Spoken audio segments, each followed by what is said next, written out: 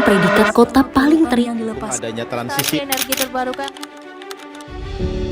Isu global yang menjadi sorotan utama saat ini adalah pemanasan global atau global warming. Di Indonesia sendiri, berdasarkan data pada tahun 2021, menunjukkan bahwa tanah air kita telah berkontribusi 1,8% terhadap emisi karbon dunia. Dengan kondisi tersebut, saat ini pemerintah Indonesia menargetkan pencapaian bebas emisi bersih atau net zero emission pada tahun 2060. Pemerintah sendiri telah melakukan berbagai kebijakan strategis. Namun, tak dapat dipungkiri bahwa faktor manusia menjadi penyumbang terbesar dari krisis ini. Apabila laju penanganannya tidak sebanding dengan laju peningkatan penyebab utama, maka upaya tersebut akan sia-sia.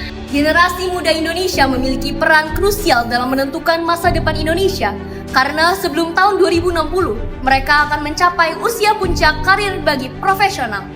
Hal ini semakin mengukuhkan peran pemuda saat ini yang merupakan langkah krusial bagi masa depan Indonesia. Berdasarkan survei yang telah saya lakukan, mayoritas anak muda belum merasa dilibatkan dan belum aware terkait aksi nyata dari kebijakan pemerintah. Apalagi saat ini pemerintah belum mengesahkan rancangan undang-undang energi baru dan terbarukan. Jika saya terpilih menjadi Dewan Perwakilan Rakyat, apa yang akan saya lakukan?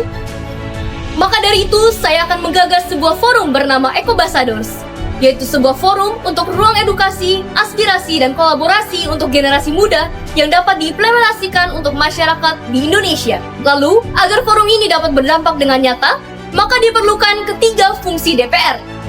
Fungsi pertama yaitu legislasi. DPR perlu mendorong pengesahan regulasi yang mengakui forum ini sebagai bagian dari kebijakan iklim nasional.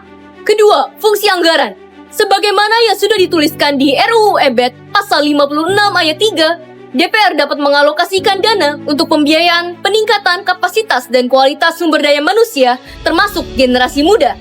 Ketiga adalah fungsi pengawasan.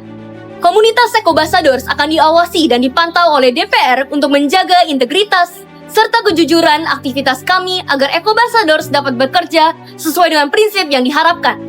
Transisi menuju net zero emission 2060 bukan sekedar wacana. Suhu bumi semakin meningkat, bencana datang silih berganti. Tapi, apakah kita hanya akan diam ketika menyaksikannya semuanya terjadi? Saya dan Anda memiliki peran sebagai pemuda yang penting dalam masa depan Indonesia. Karena kita adalah masa depan Indonesia. Oleh karena itu, saya, Freya Kiana, Dapil 6 Jawa Barat dari Semak Penabur Harapan Indah, hadir untuk membawa suara generasi muda. Karena kita butuh aksi nyata, bukan hanya janji, dan bersama jalan menuju masa depan Indonesia Net Zero Emission 2060.